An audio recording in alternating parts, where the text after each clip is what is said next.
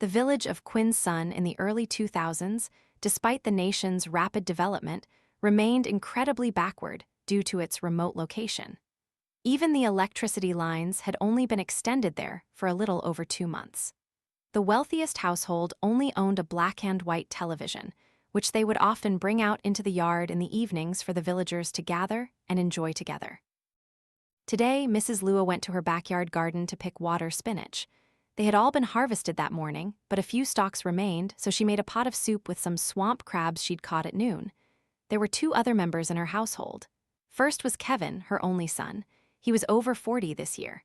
Kevin's work, like most other villagers, was farming his own land.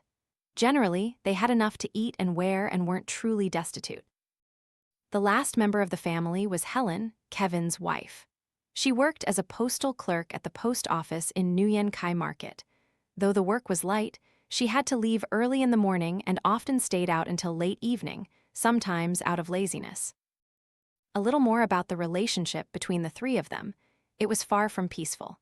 Not only because after their marriage, Kevin couldn't fulfill his promise to move out and live separately with Helen. The reason was that most of their money had been used for the wedding, leaving insufficient funds to buy land and build a house. Kevin also feared he wouldn't be able to manage loan repayments, so he kept delaying. Helen, for her part, didn't have much affection for her mother-in-law. Unlike her gentle-sounding name, Helen was sharp-tongued and quarrelsome, always ready to raise her voice and argue, regardless of the situation. Mrs. Lua, wishing to maintain peace in the house and avoid neighborhood gossip, would often concede or speak to her son. However, Kevin not only failed to defend his mother, but openly sided with his wife. Back to the present. Having finished picking the vegetables, Mrs. Lua was delighted. Kevin loves this soup the most. I'll probably have to cook extra rice later. But her smile didn't last long. She heard a loud, aggressive voice from outside. Hey, you son of a B*TCH, I'm going to kill you. Mrs. Lua turned to see her son, Kevin, glaring angrily towards their neighbor, Mr. Thomas's house. Mr. Thomas was about Mrs. Lua's age. What's wrong, son? She asked. Look at this old man, I'm going to kill him today, Kevin fumed. Mr. Thomas, equally furious, taunted back. What's that, boy? Come on, touch me. I'm telling you, human flesh tastes rotten, you wouldn't dare. Rotten or fragrant, you'll find out when you're 6 feet under, you old geezer, Kevin retorted. Mrs. Lua still couldn't make heads or tails of the argument. She tugged at her son's arm, asking, What's going on, son? And Mr. Thomas, please forgive my son. He's 40 years old. If he has something to say, he should say it properly. He just came back from the fields, his hoe covered in mud. Can't he wash it somewhere else? He always throws dirty water into my yard. Look at this, it's splashed all over my clothes. And when I tried to talk to him, he acted like my words were water off a duck's back. Mr. Thomas complained. What? Just a little mud and you're already complaining. You're the one who has no manners, you old fool, Kevin shot back. Hearing this, Mrs. Lua understood the problem. She pulled her son back. Kevin, go inside, son. Go inside? No way, let me handle this. I'll kill him, he dared to insult me. It took a great deal of effort for Mrs. Lua to push Kevin inside. She then turned to face her neighbor. Mr. Thomas, I apologize. My son must be upset about something. He's usually not this rude. Please don't take it to heart. I don't mind, I can overlook it, but I'm worried about you. If you keep letting him act like this, he might harm you someday, Mr. Thomas warned. You say that, I know, but please accept my apology again. I'll talk sense into him, Mrs. Lua pleaded. Mr. Thomas grunted, then turned back towards his house. Mrs. Lua could only sigh and shake her head in resignation. A little later, Helen returned home. She parked her bicycle against the wall and flopped down onto the steps. Mrs. Lua, who had just finished preparing dinner, came out to the porch. Helen, you're home, dear. Why are you so quiet? Helen didn't even bother to look at her mother-in-law. If only we'd been able to live near the district post office, it wouldn't be like this. Mrs. Lua knew what her daughter-in-law implied, so she didn't ask further. She merely reminded her to wash up and eat. Mother cooked a delicious meal today, dear. There's crab soup that Kevin loves and your favorite savory braised pork. Favorite? What's there to like about it? It's all just food, Helen muttered, then stood up and walked straight into her room. Kevin wasn't interested in the dinner either. After showering, he went out to drink with a friend. So Mrs. Lua was left alone at the dinner table. She sighed, looking up at the altar where her husband's photo was placed. He had been a soldier who sacrificed his life in the final years of the American War. At that time, Mrs. Lua felt as though a part of her had died. For the sake of her children, she had striven to regain her spirit, but now she felt her life was truly sorrowful. Standing up from the table, she lit an incense stick for her husband. "My dear, am I useless? I couldn't give our children a prosperous life. Sometimes I wonder if you hadn't passed away, would our family's life be better? I can't go back in time. I only pray that you will bless our children with health and success in everything they do." After praying, she placed the incense stick and cleared the dinner table, not eating anything herself. Late that night, Kevin returned, reeking of alcohol. His eyes were bloodshot as he stared blankly around. Mrs. Lua was still waiting for her son in the living room. "My son, you drank too much again, didn't you? That cheap liquor is no good. Drink less from now on, dear." "You don't need to worry about me," Kevin mumbled, stumbling forward, even knocking over a chair on his way. In her son's unsteady shadow, Mrs. Lua could only sigh, then tidied up and locked the doors. The next afternoon, as usual, Mrs. Lua was sorting vegetables for dinner when she saw a familiar figure cycling towards the gate. It was Helen. Surprised by her early return, Mrs. Lua asked, "Helen, dear, are you off work early today?" "Yes, I'm off this afternoon. Kevin will be home soon too. What's taking him so long? Is he out drinking again? There's so much important stuff to do." Hearing her daughter-in-law complain, Mrs. Lua asked further, "Oh, do you two have some problem, dear? Tell Mother about it." "Mother, it's better if my husband and I discuss this ourselves." "All right then, I'll cook extra lunch for both of you then." "No need, my husband and I have something to do outside. Just cook for yourself, Mother." As she finished speaking, Kevin arrived. Like Mrs. Lua, he was surprised to see his wife. "Helen, why are you here?" "Kevin, hurry up and shower, get dressed quickly." "What's going on? You're acting so strange," Kevin said. His wife's urgency made Kevin's eyes widen. He nodded quickly and rushed inside. A little later, after cleaning up, the couple rode their bicycles straight to Nguyen Khai Market. The Ben, mentioned earlier, was Helen's cousin. He was planning to immigrate abroad and intended to sell his house.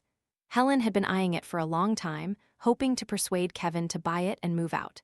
Kevin also wanted to please his wife, to ensure their marriage was harmonious, and to start thinking about having children. They had been married for almost 5 years, but had never had good news. Friends had asked countless times, even openly expressing their anticipation. Now Kevin and Helen stood at Ben's house. He was already waiting. "You two are finally here. I've been waiting for ages." "Hello, Ben," Helen said, sitting down at the living room table. Kevin followed suit. Once they were settled, Helen continued, "We were so happy when you called this morning. My husband and I have been struggling with housing for years now. Luckily, you're making it possible. Of course, I prioritize you too. This house of mine, many people want to buy it, but I wouldn't sell it to just anyone," Ben replied. "Yes, I really appreciate it, Ben. Let's get down to business. How much do you want for the house?" Helen asked. "As before, 35 taels of gold. But if you two are buying it, I'll knock off 5 taels.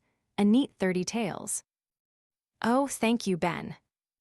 "No need to thank me. I have something to tell you." "What is it?" "I told you too before that you could pay in installments, but now I can't. I need the money to settle things over there. I can't take it little by little." Helen gasped. "Oh, Ben, how can my husband and I buy it then? A few taels of gold might be possible, but 30 taels. Ben sighed, took a sip of tea, and mumbled, "Honestly, I don't want to do this either. It's just that I'm facing some difficulties. Otherwise, I wouldn't cause you two such trouble. So, listen carefully. If you can manage the money, I'll sell it to you. Otherwise, I'll probably have to sell it to someone else." Helen tried to plead and beg, but of course, it was no use. That afternoon, the couple returned home dejected, their faces sullen. Helen sat on the back of the bicycle, muttering, "It's all ruined. Where are we going to find that much money to buy Ben's house?" "It's no use blaming him. It won't solve anything," Kevin said, shaking his head. Never mind, we'll find another house to buy next time. What do you mean, next time? If we can't afford Ben's house, which is already cheap, what makes you think we can afford someone else's? Helen snapped. Are you looking down on me saying that? Kevin asked. I'm not looking down on you. I just think you don't want to buy it. There are plenty of ways, Helen countered. What do you mean? What way is there to get that much money? There is, even more than that. You just have to be clever. What way? Tell me if there is one. Are you really dense or just pretending? You're sitting on a gold mine and you don't even know it, Helen exclaimed. I told you I don't understand. Speak clearly. Kevin, always blunt, rarely thought far ahead. Listen carefully. Don't you see that our family has a large plot of land? Mr. Taylor, our neighbor, has been asking to buy it for his pig farm, but your mother always refuses. Don't tell me you want to sell the land, Kevin said, his eyes widening. Exactly. That's the only way we can get the money to buy Ben's house. That huge plot of land is only used for growing vegetables and raising a few chickens. Isn't that a waste? Helen argued. But Mother won't agree to sell the land easily. She won't, Kevin protested. She won't, you're her biological son. When she's old and frail, everything will be yours anyway, won't it? Oh right, Kevin murmured. I'm telling you, this is our only chance. You have to seize it. All right, I'll try to talk to Mother. Later that afternoon, when Kevin returned home, he found Mrs. Lua drying clothes in the yard. Mother, are you busy? Helen and I are back. Yes, dear, just leave your clothes there, I'll hang them for you. I need to finish this quickly. Mother, put that down and come inside. I have something important to tell you. Of course, Mrs. Lua was surprised by her son's tone, but she quickly took the clothes down and followed him inside. What is it, dear? Tell Mother. Kevin and Helen sat down and began to explain, but after hearing their thoughts, Mrs. Lua shook her head. No, I can't sell it. Why not, Mother? I said no is no. This land truly belongs to you, but your father always emphasized that we must keep this ancestral land. Not to mention, your grandparents' graves are here too. Are you going to sell the land and move them somewhere else? That would be unfilial, son. Helen interjected. Mother, I've told you countless times about this. Having grandparents' graves so close to our living area isn't good. Besides, they passed away a long time ago. Now, touching their bones is just like reburying them in the cemetery outside. I'll even build them a beautiful tomb there, made of stone and covered in gold leaf. No one in the whole village would be able to compare. Helen's words angered Mrs. Lua. She glared and shouted, Helen, how can you say such a thing? I'm going to die of anger. This was the first time Mrs. Lua had ever been so enraged. But Helen was not to be outdone. She snarled, I've tried everything. Please understand, Mother. It's only because we're at our wits' end that we're even considering something like this. Don't you want my husband and I to be stuck in this backwater forever? Do you know why you don't have a grandchild yet? It's because I don't dare to have one. I don't want my child to suffer, to live in this rural place. Kevin also added, Mother, please listen to my wife. This is a serious matter, not a joke.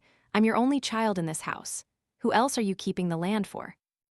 Who else? I'm keeping it for my children and grandchildren.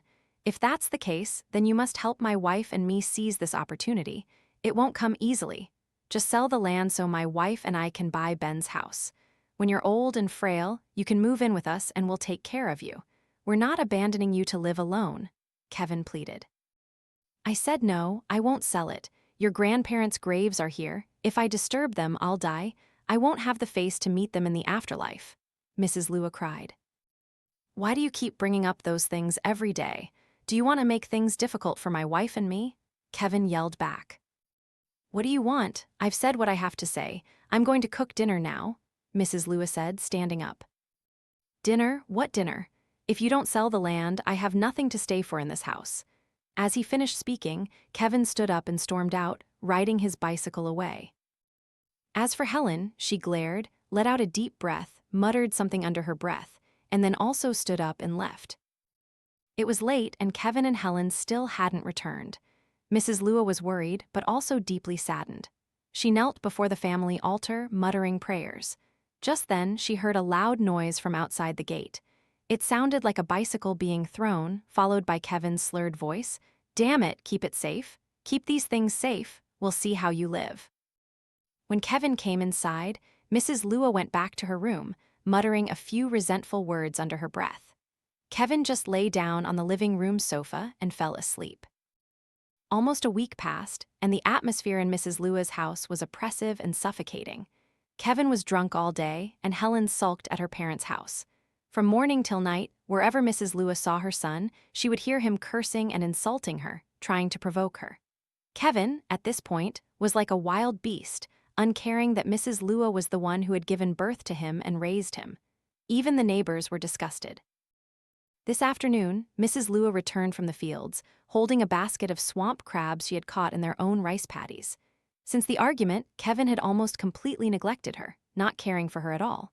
Now that the harvest season was over, she had to check the paddies herself.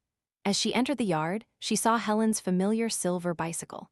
Helen's reappearance made her both happy and worried. Happy because after many days at her parents' house, Helen had finally returned. But she was worried that Helen would bring up selling the land again. As she stepped into the yard, Helen came out of the house. "Oh, you're back, Mother." "Yes, I'm back. Aren't you staying at your parents' house anymore?" "Mother, I'm not. Over the past few days, I've thought carefully. I was too hasty and didn't think things through when I mentioned the ancestral land. I'm sorry, Mother." Hearing this, Mrs. Lua was overjoyed beyond words. "Good heavens, are you serious, dear? You've truly thought it through." "I've thought it through, Mother, don't worry. And earlier, when you were out, I spoke with my husband. I told him to give up that cheap liquor and work hard. He agreed." "Then I'm so happy. Mother truly wants nothing more than for our whole family to be harmonious. We must celebrate. Hold these crabs for Mother.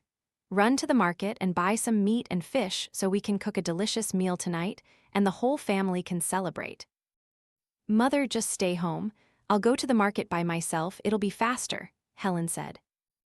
Mrs. Lua went from one surprise to another as she watched her daughter-in-law cycle out of the gate, still reeling. She even pinched her own cheek a few times, as if to make sure this wasn't a dream. But had Kevin and Helen truly changed? Of course not.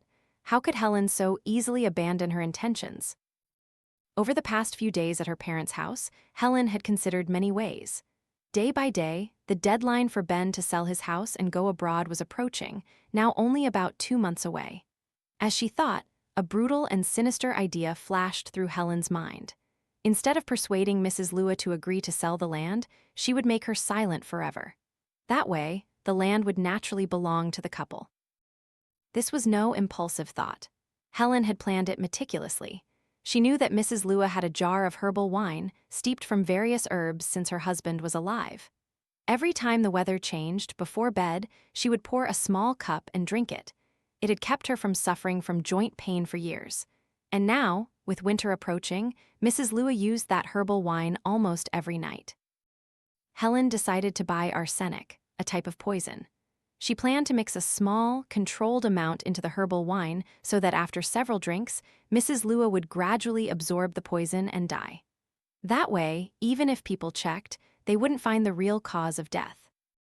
However, someone like Helen couldn't simply go buy such poisons, so she had to enlist Kevin's help.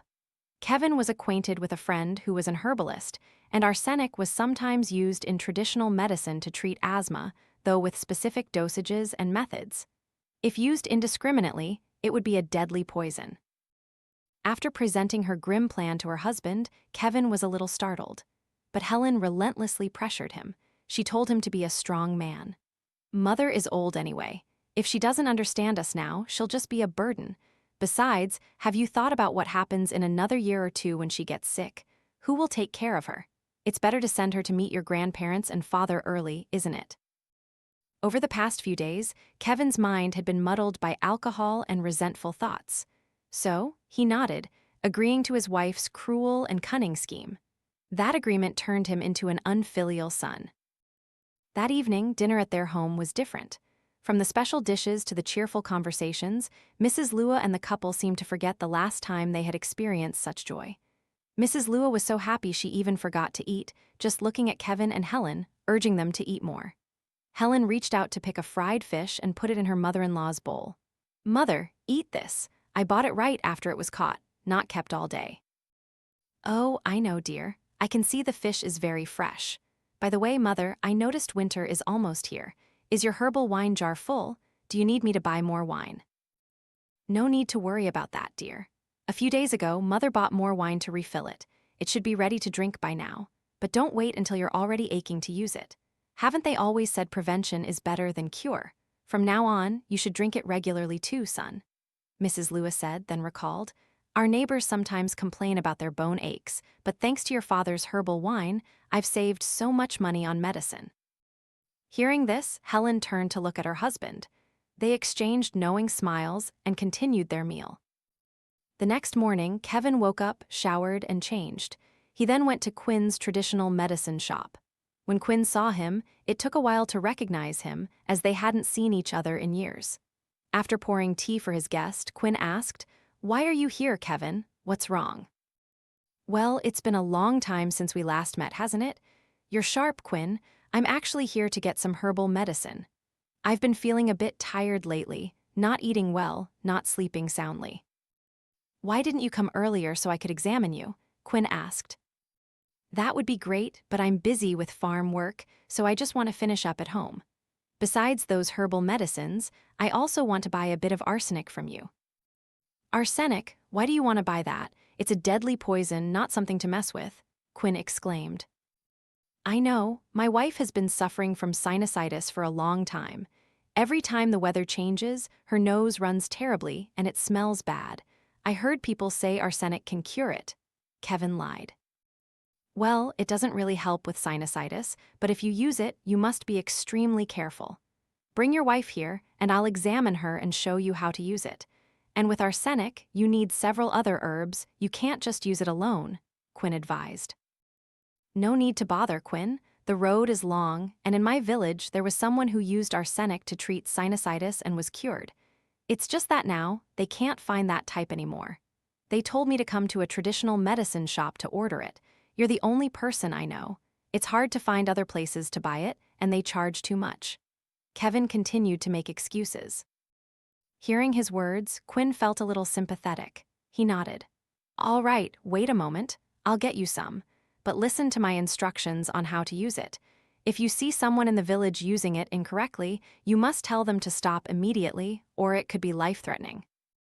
"You can rest assured about that, Quinn, I know." With just a few words, Kevin had a bag of arsenic. On his way home, he thought about Mrs. Lua being poisoned to death, but he was so cold-blooded that he didn't hesitate at all. All Kevin wanted now was to quickly resolve all their troubles and stabilize his wife and his life. Returning home, Kevin saw Mrs. Lewis sitting under the porch, sorting vegetables. He reached into his shirt pocket to check the packet of arsenic, finding it still there. Then he spoke. "Mother, are you busy? I was hoping you could buy some fresh tofu for me today. I'm craving fried tofu with tomato sauce." "All right, dear. Luckily, I haven't started cooking yet. I'll go buy it and make it for you." "Thank you, Mother. Please go quickly. Don't be late." "Yes, dear, be careful." As Mrs. Lua left the house, Kevin immediately ran into the living room. He reached into the cupboard where his mother kept her herbal wine, took out the arsenic packet, crushed it thoroughly, and muttered to himself for a moment before pouring a dose into the wine and stirring it a few times. When the powder had fully dissolved, he capped the wine jar and hid the remaining arsenic at the bottom of a wooden cabinet, in a pile of old newspapers that no one ever touched. That evening, all three were at home. Mrs. Lua joyfully hummed a few songs she often heard on the radio in the mornings. In the house, Kevin and Helen exchanged furtive glances, for in just a moment, Mrs. Lua would drink her first cup of poisoned wine. And that moment finally came. After dinner was served, Mrs. Lua suddenly remembered something. She reached for a small cup, poured a full measure from the herbal wine jar, and drank it. "Just 1 cup, all right? Otherwise, you'll say Mother turns into a drunkard," she mumbled. Kevin laughed. "What drunkard, Mother? This is good for your health. Are you two going to drink some? Have a little with dinner, it tastes better." Both Kevin and Helen shook their heads, refusing. "No, we won't drink." "Oh, you too. Kevin, I smell alcohol on you every day, but now you refuse. Or do you think this wine isn't as good as the kind you usually drink? Mrs. Lua teased. It's not that I think it's not good, Mother. It's just that I'm trying to cut back. Don't you remember what I said? I'm trying to quit drinking to focus on work. Hearing you say that makes me so happy. Mrs. Lua closed her eyes and swallowed the entire cup of wine in her hand, completely unaware that at the dinner table, a pair of eyes was watching her eagerly. However, 2 weeks passed, and Mrs. Lua showed no signs of being poisoned. Besides occasionally feeling a dull ache in her stomach and having trouble sleeping at night, everything was normal. That evening, as they lay in bed before sleep, Helen gently nudged her husband. Honey, it's been so long and she's still the same. Is the arsenic you got fake? It can't be fake. Quinn's family has been herbalists for generations. If his products were fake or low quality, he wouldn't still be in business. He's probably just not using a high enough dose. You only gave her 1 packet last time, Kevin said. You're useless. You only gave her 1 packet. What if you gave her too much and the poison worked too quickly, making people suspicious? Just find a way to add the remaining arsenic, Helen snapped. All right, I know. Just wait till you hear water running, so Mother doesn't hear and ruin everything. The next morning, as planned, Kevin took the remaining bag of arsenic powder. While Mrs. Lua was at the market, he poured it all into the wine jar. At this point, the wine's color had even changed slightly, and its strong smell made him grimace. Hopefully, this is enough, he thought. Another day passed. That night, Mrs. Lua, as usual, poured a cup of herbal wine before dinner. But as she held the cup, she paused. What's wrong, Mother? Kevin asked. Nothing, dear. I just think the wine smells stronger today, she said. Look, Mother, you've already drunk 2/3 of the jar. Now it's just the concentrated sediment. Of course, it's going to be stronger, Kevin said. Now, drink it and join us for dinner, Mother. Mrs. Lua hesitated no longer. She tilted her head back and drank all the wine. When she returned to the table, she sat down and rubbed her knees. This wine is really effective, but I'm starting to feel the signs of old age now. My body isn't what it used to be. I hope heaven is merciful and doesn't let me get too sick, or it will be expensive for you too. Mother, why do you say that? We don't mind spending money. If you feel pain anywhere, just tell us and we'll take you to the doctor, Kevin said. You know I'm more afraid of hospitals than tigers. Sending me there would be worse than killing me. Let's eat, the soup's getting cold. The meal continued in a pleasant atmosphere. Kevin and Helen didn't have to wait long. Late that night, they repeatedly heard the back door opening, signaling Mrs. Lua going to the restroom. Helen quietly got up and went outside. As her mother-in-law emerged from the bathroom, she asked, "Oh, Mother, why aren't you asleep yet?" Mrs. Lua's face was clearly contorted in pain. One hand clutched her stomach, the other braced against the wall as she walked. What's wrong, Mother? My stomach hurts so much. Why does it hurt? I don't know, dear. Perhaps I cooked that sour soup tonight, and you're not used to it, so you have a stomach ache. Is that so? Wait a moment, I'll get you some painkillers, Mother. Yes, please give me a few pills. At this moment, Helen was getting the medicine for Mrs. Lua, her heart filled with joy. Because if her calculations were correct, this stomach pain didn't come from the sour soup, but from the arsenic beginning to take effect. The next day, after taking the stomachache pills, Mrs. Lua returned to her room. Later, the sound of the door opening for the restroom was heard a few more times, but Helen pretended to be asleep. The next morning, Mrs. Lua's condition worsened. She was now incontinent, sweating profusely, and her face was ashen like a banana leaf. Kevin, still playing his part, asked, "Mother, should I take you to the hospital? See what's wrong?" No, it's okay, dear. Just go to the pharmacy and buy me some more stomachache medicine. Of course, Kevin immediately complied with Mrs. Lua's request, and he didn't buy any stomachache medicine for his mother, only a few pain relievers.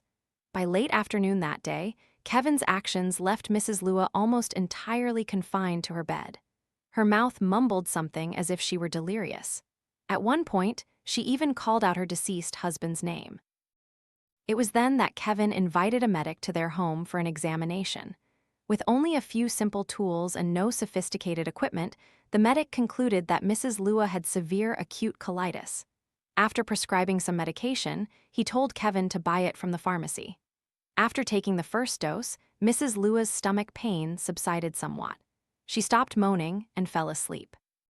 After the medic left, Kevin immediately received a scolding from his wife. "Are you crazy? Everything was going so well, why did you call a medic? What if he cured Mother?" "Cured? How could he cure her? Those are just antibiotics and painkillers. We had to do it this way so people around us wouldn't suspect anything.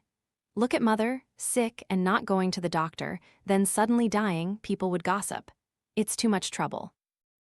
"You do what you want, just don't ruin my plan," Helen snapped. Helen didn't have to wait long, as things progressed even faster than she had anticipated. Over the next 2 days, Mrs. Lua's pain became even more intense, to the point where she was bleeding when admitted to the hospital. At that time, there was a fire in another part of the hospital, which distracted the medical staff nearby from focusing on Mrs. Lua's case. So, based only on Kevin's brief account, they concluded that Mrs. Lua died of acute colitis.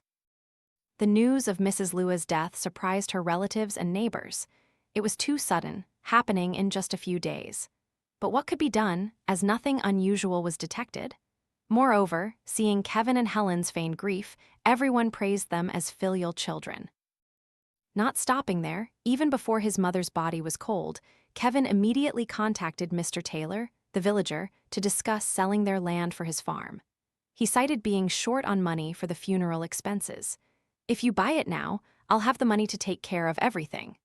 Once again, Kevin and Helen legalized the land sale under the guise of grieving, filial children. Mrs. Lua's funeral lasted less than 2 days.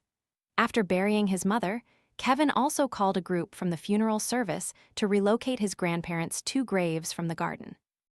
Today, after the money was all paid, Kevin locked the door and called out to his wife, "Helen, Helen." Helen was in the bedroom, calculating the money from the visitors over the past 2 days. Kevin walked in and put his arm around his wife. "Have you tallied everything? How much do we have?" "About 3 million dong." "That much? Each person only gave around 30–40,000 at most. The villagers and your family combined didn't even reach 500,000. Where did 3 million come from?" "That's money from my relatives, my overseas Vietnamese aunts and uncles who sent US dollars. I converted it to Vietnamese dong. Plus, there's money from my colleagues at the post office who came to visit." "Oh, I see. But that's not as important as the big thing for us, is it?" "What big thing?" "The land sale is all done. Mr. Taylor paid a down payment of 10 taels of gold. I sold the entire plot for 50 taels. I plan to give him a bit of a discount as a gesture of goodwill." "Discount? Why discount? Just take the full price. And I already told Ben that as soon as we get the rest of the money from Mr. Taylor, we'll buy his house right away," Helen said. Then she remembered to ask, "By the way, when are you planning to move Mother's altar up there?" Move it right away, of course. We'll leave this house here as a place for relatives to light incense. I only kept it because I was forced to, otherwise I would have sold it to Mr. Taylor too. Just thinking about moving the altar to the new house and people constantly coming to visit would be annoying. It's better to leave it here. When we're free, we'll come back to visit and light incense for Mother," Kevin said. "And another thing, now that we're moving to town, everyone has given up farming." "What about our rice field? Sell it or do whatever you want. This is a business opportunity. Sticking to that field now, who knows when we'll get rich."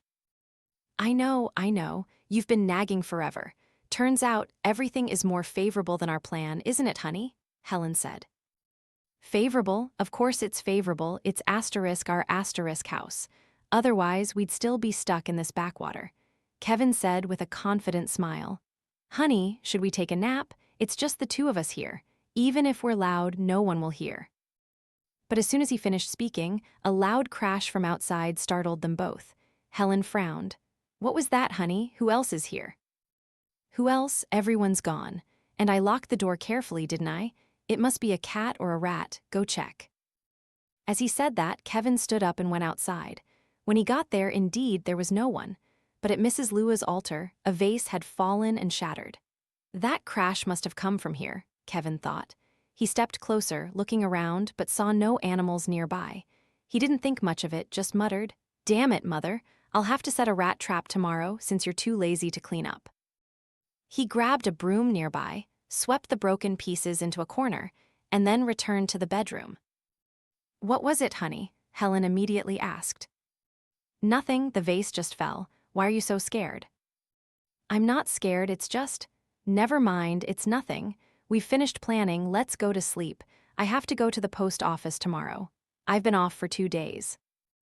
Oh, didn't you hear me? Just a little something to help us sleep, Kevin suggested.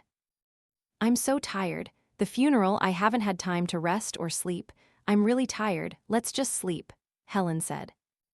All right, sleep then, you owe me, Kevin teased. I know. After I've settled everything at work, you can pamper me all you want, but I won't have the energy then. What are you thinking? You won't have the energy. Let's go to sleep. At this point, Helen turned off the bedside lamp and lay down to sleep, but her sleep didn't last long. Helen woke up with a start, having had a nightmare. In it, she clearly saw Mrs. Lua's image appear. Her face was pale, her eyes stared intently at Helen, and her mouth repeatedly called out, "Helen, you unfilial daughter, why did you kill me?" Hearing this, Helen was terrified. She woke up, looking around, her whole body drenched in sweat. Kevin next to her was still sound asleep, completely unaware of anything. Taking deep, heavy breaths, Helen felt her throat dry. She sat up and went to the small water dispenser in the room to get a drink. But as soon as she reached it, her eyes, now accustomed to the darkness, once again froze in terror as she realized there was a shadow lurking in the corner of her bedroom.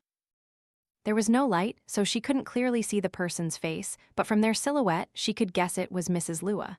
The small figure, the old clothes, there was no mistaking it. The cup in Helen's hand fell to the floor. The sound startled Kevin.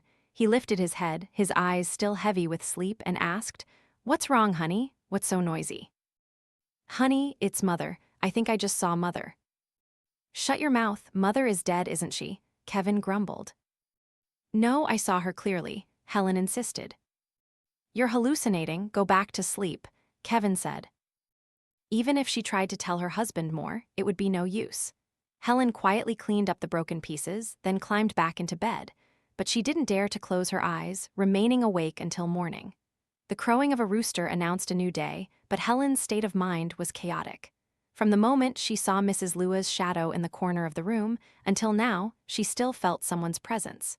Could it really be Mrs. Lua? With a heavy heart, she went to work. She sat down at her desk, unable to calm herself, when a voice whispered from the desk next to her. "Helen, Helen." Helen was startled, recognizing the person who called her as Tracy, a colleague her age. "What is it? I have something to tell you, but I don't know if I should." "What is it? Just say it. You know I don't hold grudges, so don't beat around the bush." "All right, since you asked, I'll tell you. Do you remember the day before yesterday, when I went to your mother-in-law's funeral?" "Yes, I remember. You went with everyone from the post office, and I stayed to help until the afternoon." "Well, I remember around 3 p.m. that day, one of your relatives had low blood pressure, so I went to the kitchen to make them a warm glass of lemon water with sugar. When I got there, I took out a lemon, cut it, and tried to squeeze it, but the lemon was a bit dry, so only a few drops came out. I was about to look for another lemon when someone from behind placed another lemon next to my hand. I was about to turn and thank them, but there was no one there. And it happened in less than a blink of an eye. How could someone leave that quickly? That's the first thing. The second thing is, when I brought the lemon water up, I suddenly felt very dizzy. My head was spinning. I had to sit down and rest for a while." "Maybe you were tired then, or caught a chill from the sun," Helen suggested. "No, I've always been sensitive to spiritual things. Since childhood, I often see spirits. My family even took me to a temple to be rooted, but I didn't follow through. So, whenever I come into contact with a place that has a lot of spiritual energy, I get those symptoms I just told you about," Tracy explained. "So, what does that mean?" Helen asked, now completely focused. "I think it's your mother-in-law's spirit. She just passed away, so she hasn't ascended yet. You and your husband should hold a ceremony and pray for her to move on." Hearing this, Helen immediately connected it to the shadow of Mrs. Lua that appeared in the corner of her room last night. If only she had seen it, she might have dismissed it as a hallucination, but now Tracy too. Helen knew her colleague Tracy was honest, and she had no reason to lie. After a moment of silence, Helen turned to Tracy. I'm worried about what you said. I believe you. But who can I find now? Do you know any capable masters? Introduce them to me. I'll give you this master's address. He's very good. There's almost nothing he can't do. The only thing is, it's quite expensive. As they say, you get what you pay for. And for these kinds of things, it's best not to bargain, Tracy advised. I know. Just give me the address and I'll take care of the rest. That afternoon, after work, Helen followed her colleague's directions to a large house, prominently located on a main road, a vital artery of the provincial highway. Outside the house was a garden filled with many large and small bonsai trees. In this day and age, owning such a collection meant the owner was undoubtedly a wealthy person. No wonder Tracy said this master charges a lot of money, Helen muttered. He must charge a lot to have such a grand house. Without further hesitation, she walked towards the gate and called out, "Is anyone home?" From inside, a young boy about 13 or 14 ran out. "Hello, madam, who are you looking for?" "Is this Master Bach's house?" "Yes, but my master has gone out. If you want to meet him, how long do you have to wait?" "I don't know, but if you want to wait, please come inside," the boy said, opening the gate. Helen entered and waited. During her wait, Helen grew even more convinced, thanks to the young boy's descriptions of Master Bach's powers. By the time it was completely dark, a car pulled up outside. From inside, a middle-aged man emerged, looking dignified and impressive. The young boy quickly ran out. "Master, you're back." Helen also quickly stood up from the sofa. "I've been waiting for you, Master. Hello, Master. I've been waiting for you for a long time." "Hello, madam. Why are you here to see me?" Master Bach asked. "Master, I'm Helen. My friend recommended me to you to ask for your help with something." As soon as Helen finished speaking, Master Bach's eyes flickered, and he murmured, "Did someone in your family just have a funeral?" Helen couldn't help but tremble. She stammered, clasping her hands, "Yes, Master, my family. My mother-in-law just passed away." "Your mother-in-law? It seems you two weren't on good terms, because I sense a lot of negative energy around you. Perhaps after her death, her spirit has often followed and haunted you." The more she listened, the more frightened Helen became. Her voice was now hoarse. "Master, please have mercy on me. I'm so scared in this situation." "Why are you scared? She's your mother-in-law, so she's family, isn't she?" Master Bach asked. "No, we weren't close at all." "Not close? Weren't you two on good terms? Or did you have some kind of argument?" Helen, of course, couldn't reveal what she had done. She quickly concocted a completely different story. "Master, I've been married into that family for several years, but I haven't been able to have children. My mother-in-law constantly scolded me for it, saying I was barren. I was so sad, but I hoped my suffering would end. But no, I still see her spirit appearing.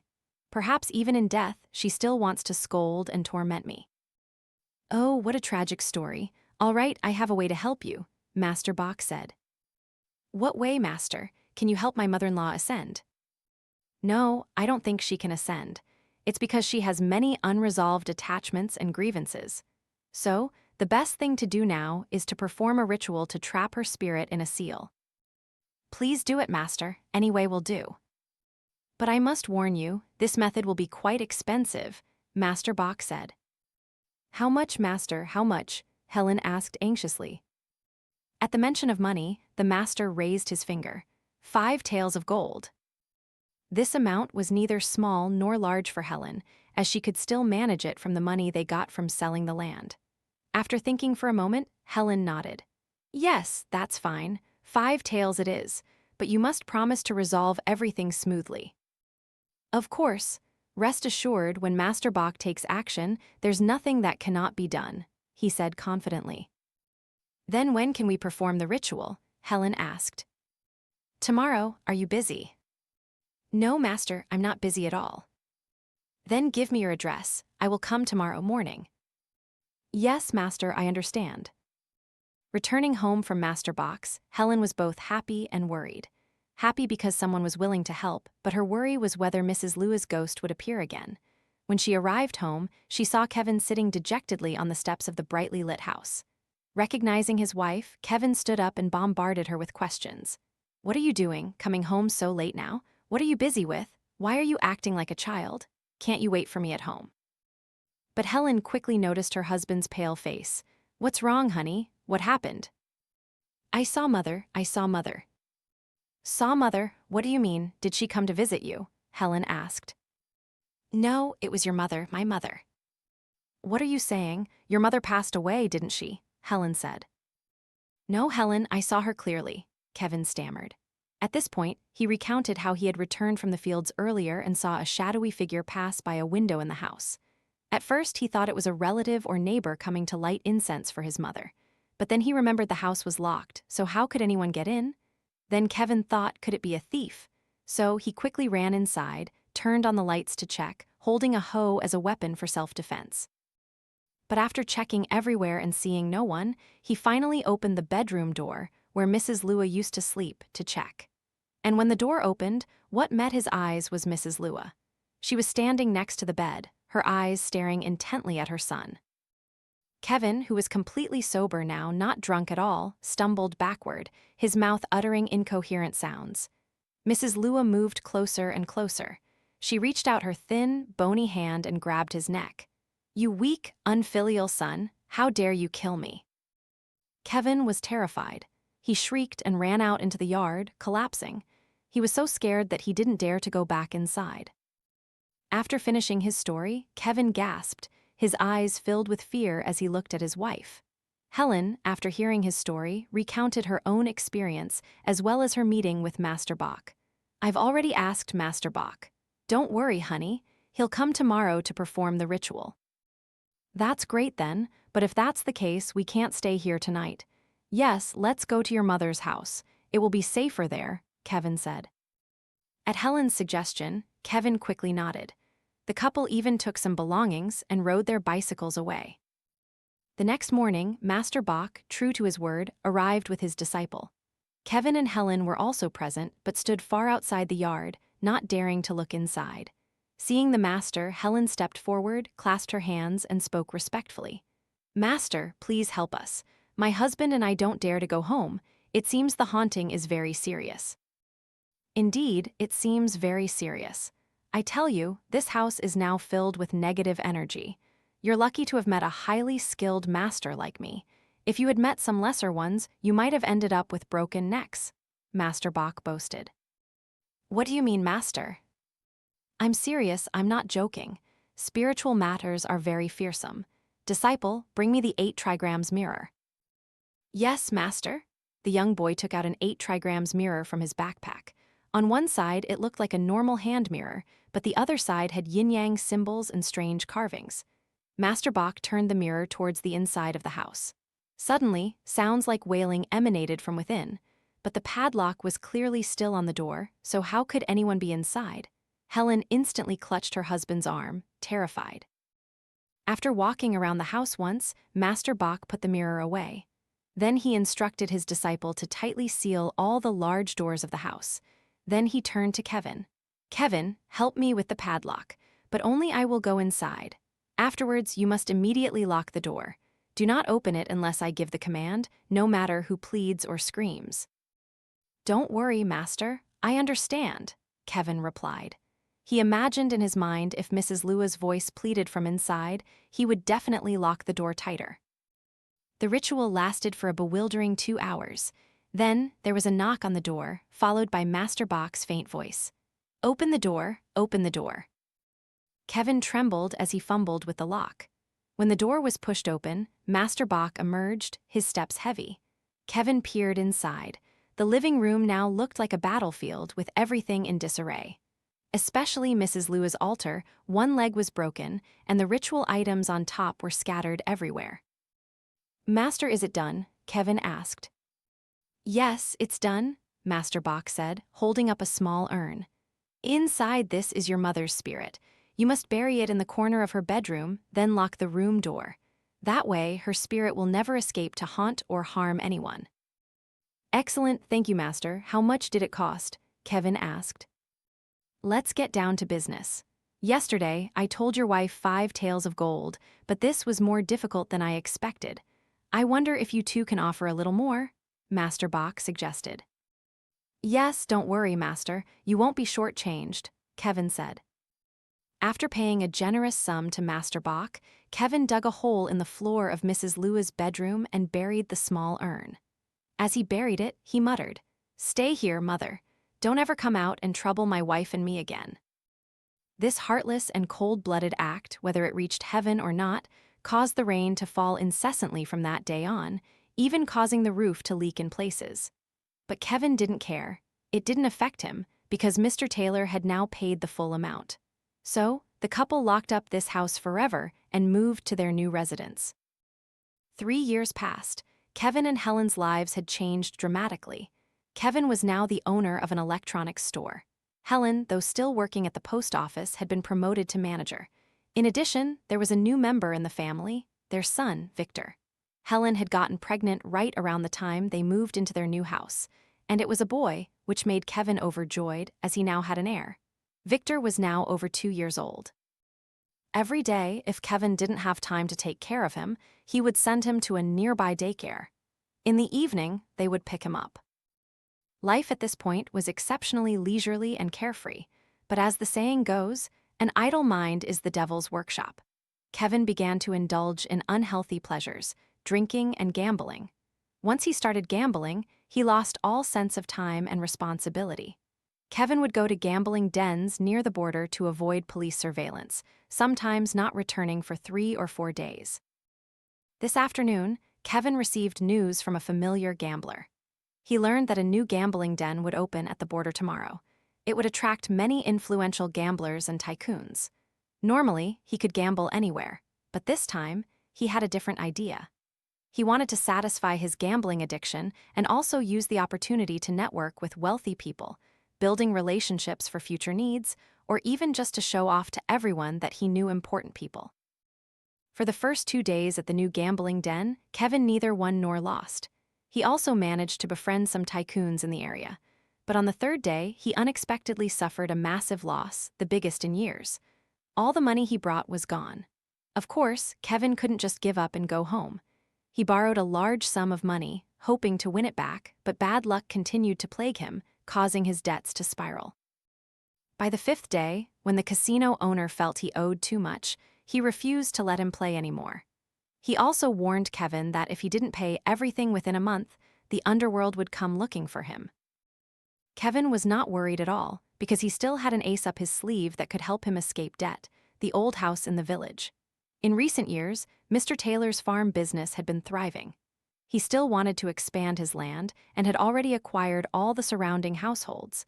He had even expressed interest in buying Kevin's entire house to build a dairy farm.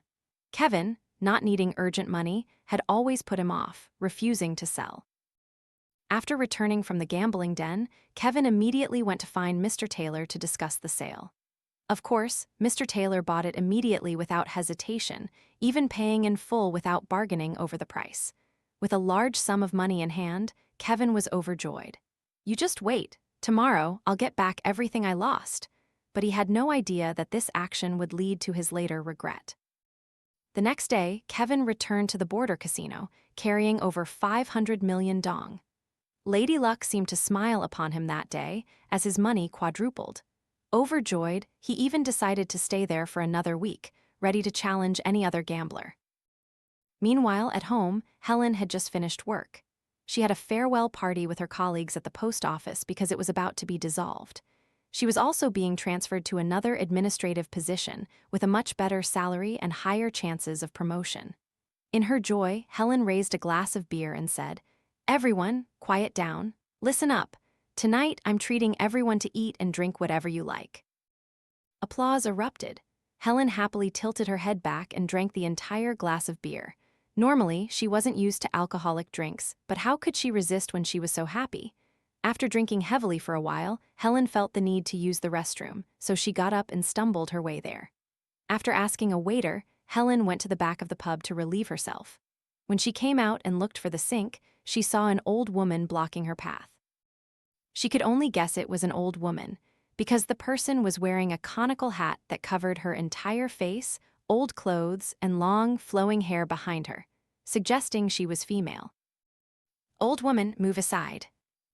The old woman trembled and raised her 2 bony hands.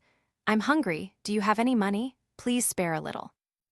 Still feeling happy, Helen reached into her purse and pulled out a red 10,000 dong bill. Here, take this, buy something to eat. The old woman bowed her head in thanks, then took the money. Helen didn't pay attention, sidestepping her to the sink, but when she looked up into the mirror, she was startled to see the old beggar woman was gone. Where did she go? Helen looked around, bewildered, but then her colleague's calls brought her back to reality. She didn't think much of it and simply returned to her table. She drank until the clock showed past 9 p.m. Helen was very drunk. A colleague had to take her home. She was so intoxicated she didn't know what was happening. As soon as she lay down, she fell into a deep sleep. In her dream, she heard someone calling her name, but she didn't know whose voice it was. It wasn't until past 8 a.m. the next morning that she woke up. Looking at the clock, Helen frowned, her head throbbing. I shouldn't have drunk that much last night. I'm really not used to it. I won't touch it again. But when full sobriety returned, Helen jumped up in shock. Victor, Victor. Her cry was somewhat meaningless, as she had ridden her bicycle home yesterday and hadn't gone to the daycare to pick up her son. So, after changing, Helen immediately rushed to the daycare. Mrs. Hope, Mrs. Hope. Mrs. Hope quickly appeared. Oh, Helen, you're here. Mrs. Hope, where's my Victor? Helen asked. Oh, you're so forgetful. You didn't come to pick him up yesterday, and you didn't even call. Luckily, I thought you might be busy, so I let him eat and sleep at my house. He's safe, Mrs. Hope said. Oh dear, thank you so much, Mrs. Hope. I was so busy yesterday, I didn't even realize. I'll give you a little extra for your trouble. Where is Victor? I'll take him home. I'm off today, so you don't need to keep him. Mrs. Hope looked surprised. Didn't someone already pick him up? Who picked him up? Helen asked. Just recently, a woman claiming to be Victor's grandmother from the countryside came to pick him up. What grandmother? His grandmother passed away a long time ago, Helen exclaimed. No, I'm telling the truth. If you don't believe me, you can ask everyone here. After confirming with several other people, Helen became even more frantic. She thought someone had impersonated her to kidnap her child. How could you all be so irresponsible? How could you let a stranger pick up my child like that? Just wait, if anything happens, I won't let any of you get away with it. As she finished speaking, Helen turned and ran to search for her son. After circling the neighborhood, she was incredibly surprised to see the little boy sitting quietly, waiting at the gate. Victor! Helen didn't even stop her bicycle, but rushed forward and hugged her child. My child, where have you been? Who picked you up? Tell me. The little boy looked up, blinking innocently, and replied, Grandma. Helen was startled once more, but she quickly yelled at the child.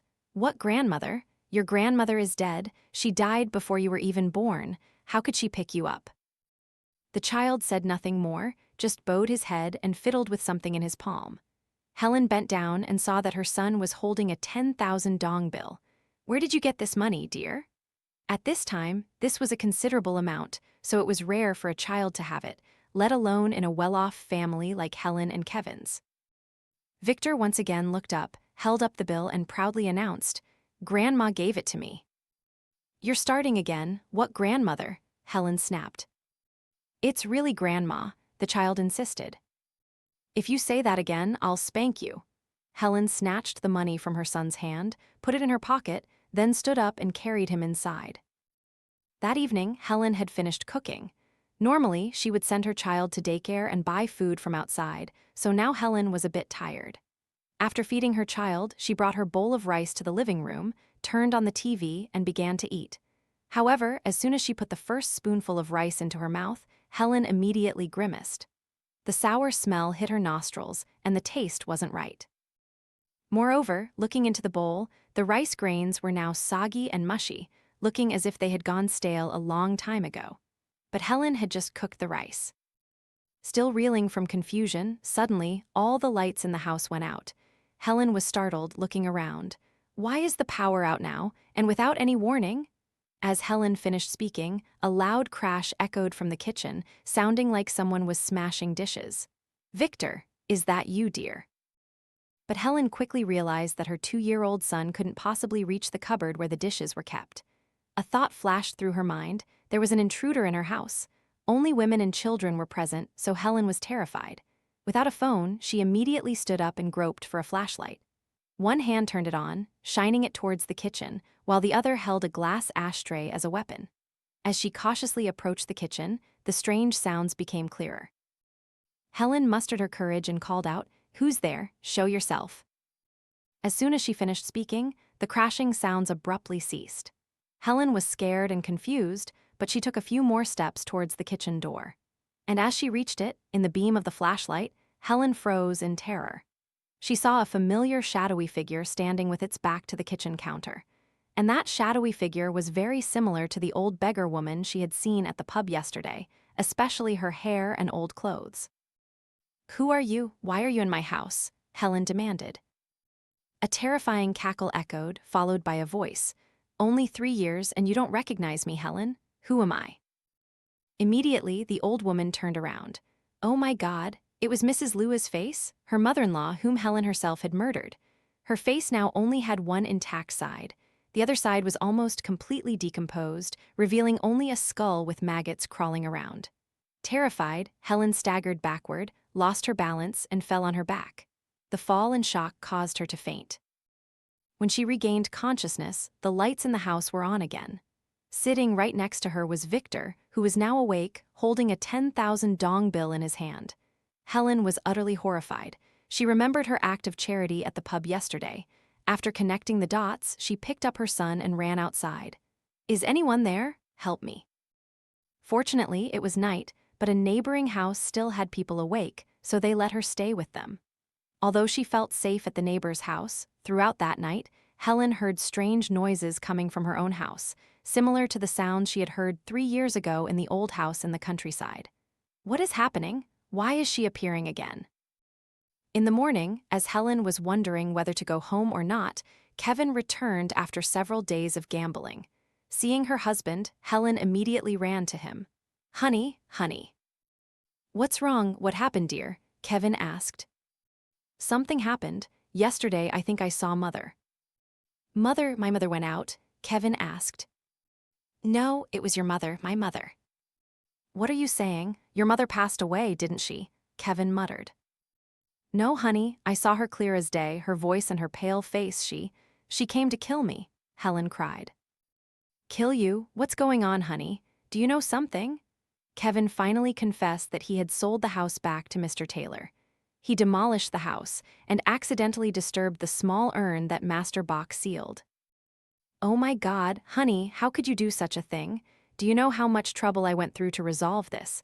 Why did you sell the house? You're useless, I hate you," Helen screamed at her husband. "I didn't mean to, dear," Kevin stammered. Helen then demanded that they return to the countryside to find the urn. Kevin, though reluctant, eventually agreed. And indeed, when they arrived in the countryside, their old house had been demolished. Next to it was a pile of construction materials, as Mr. Taylor was about to build a cow farm. Seeing the new owner, Kevin immediately ran to him. "Mr. Taylor." "Kevin and Helen too, why are you both here today? Did you come to sell more land? Just sell it, everyone in the village wants to buy it," Mr. Taylor said. "No, sir, I wanted to ask you about something. When did you demolish our house?" "Right after we finalized the sale, I sent people to demolish the old house. It only took half a day to complete." "Did you happen to see a small urn about this size, located in the floor of my mother's bedroom?" Kevin asked. "I don't know, the construction crew did the work. What is that? Is it something important?" Mr. Taylor asked. "No, it's nothing," Helen interjected, seeing her husband's distress. "Mr. Taylor, please allow my husband and me to search for something." "You want to search for something? Go ahead and search. I have nothing to hide. Besides, the construction crew hasn't completely cleared the debris, so if you're looking for something, it might still be there," Mr. Taylor said. "Thank you," Helen turned to her husband and whispered, "What are you waiting for? Go search." Kevin could only obey his wife's words. Unconsciously, both of them entered the demolished house, groping through bricks and rubble. And then, about half an hour later, Kevin cried out. Helen ran over, but both quickly looked horrified. The small urn was now shattered. Realizing the problem, Helen quickly bent down, gathered what remained, and put it in a plastic bag. "Let's go, where are we going now?"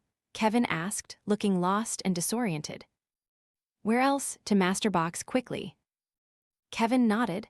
It didn't take too long for the couple to reach the master's house. The renovated house was now even more splendid, built in the style of an ancient palace, sparkling and magnificent, but they were in no mood to admire the scenery. Helen knocked on the door and called out loudly, "Master, master." From inside, a figure approached. It was the young boy from before, now a young man. He looked at the couple with questioning eyes. "Who are you looking for?" "I'm Helen, and this is Kevin, my husband. 3 years ago, my husband and I asked your master to come to our house to perform a ritual. Do you remember?" "Well, dozens of people come here every month. It's been 3 years, so it's hard to remember. But come in, my master is free now," the young man said. Yes, as the door opened, Helen and her husband ran inside. "Master, master." Master Bach looked no different than 3 years ago. Holding his herbal pipe, he squinted and asked, "What's wrong?" After Helen recounted the entire story and showed him the plastic bag with the fragments of the shattered urn, Master Bach looked very angry. "You two are truly foolish. What did I tell you? Why did you sell the house? You should have taken that small urn to a temple to send it off. How could you be so careless?" "Master, I apologize. At that time, I was preoccupied with personal matters, and I didn't think clearly. Master, please, is there any way?" Helen pleaded. "I'm afraid this is complicated," Master Bach said, "because over the past 3 years, even though her spirit was trapped in the small urn, it was still able to cultivate and accumulate negative energy. Now, she has become a demon, not just a spirit like before. To deal with her, we'll have to perform many large, expensive rituals." "Don't worry, Master, we have money now. Just recently, I returned from the casino with billions of dong in cash," Kevin boasted. "By the way, do you two have children?" Master Bach asked. "Yes, we have a child, a boy," Helen replied. "Then that's great. It seems heaven hasn't completely cut off your path. For this boy, I will use some of his blood and urine to make a protective talisman. Because he carries his mother's blood and he is a pure child, it can destroy her vengeful spirit." "But Master, how?" Helen started. "There's nothing to worry about. Don't you think it's dangerous for my son?" she asked. "Don't worry, madam, it's not dangerous. I'll just take a drop of blood from his fingertip, and children always urinate, don't they?" Master Bach assured her. "Yes, Master." So from that day on, in the house in town, a ritual altar was set up. Master Bach and his disciple began to perform the ritual with spells and incantations. Outside, the wind began to howl as if a storm was brewing. Master Bach then ordered Kevin to bring Victor. He took a sewing needle, heated it over a flame, and pricked Victor's fingertip to draw a few drops of blood. The urine had already been prepared earlier in the afternoon. After mixing the two, Master Bach used the liquid as ink and drew on a talisman. When he finished drawing, he took another small urn, muttered incantations, and then affixed the talisman to the urn. Immediately, the wind outside died down, and the atmosphere returned to silence. Master Bach sighed in relief. Helen and Kevin were overjoyed. But before they could even run to him, Master Bach suddenly collapsed to the ground, spitting out a mouthful of blood. His disciple was no better. He ran out into the yard as if possessed, screaming wildly as if someone had cut his throat. "What's wrong, Master?" Kevin cried out, both supporting Master Bach and asking, "Master, you said it was done, didn't you?" Master Bach's eyes stared at Victor. He gritted his teeth and whispered, He is not your son." As soon as he finished speaking, Master Bach passed away. At this moment, Kevin turned his eyes to his wife. "What did he just say? Victor. Victor can't be my son, can he?" Hearing this, laughter echoed all around. One must say Kevin was so frightened that he immediately fled with his wife and child to Helen's mother's house. But things didn't stop there. On the very next day, while Kevin was still dealing with Master Bach's body, he received news that Helen at home had suddenly gone mad, just like Master Bach's disciple. She didn't even recognize anyone, screaming hysterically and scratching herself. In her calmer moments, Helen clasped her hands and knelt, pleading, "Someone please, please forgive me." A week passed, and Helen's condition remained unchanged. Kevin now suffered another blow. He had some doubts, so he took his son for a blood test. The results indeed showed that he was not Victor's father. The truth then came to light. Helen had been having an affair with a colleague for years, a man who also had a wife and children. Too shocked by the truth, Kevin abandoned Helen. Helen, unable to cope with her madness, was found by her family half a month later, having hanged herself in her bedroom. In addition, they found a suicide note Helen had left, confessing all the evil deeds committed by both her and Kevin in the past. As for Kevin, after a period of disappearance, one early morning, people out for exercise discovered his stiff, cold body lying by the roadside.